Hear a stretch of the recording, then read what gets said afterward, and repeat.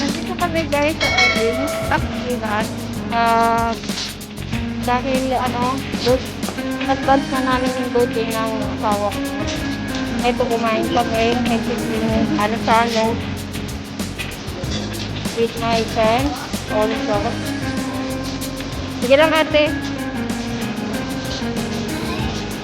Nandito kami sa Erwin.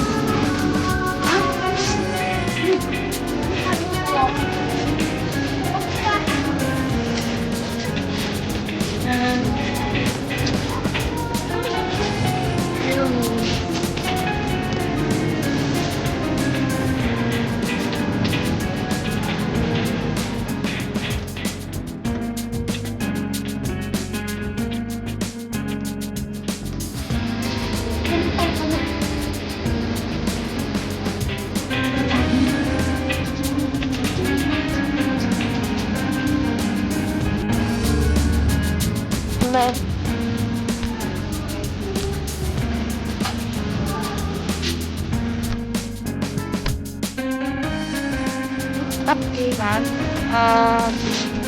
Dahil advance na namin yung birthday ng asawa ko. Kaya ito na isa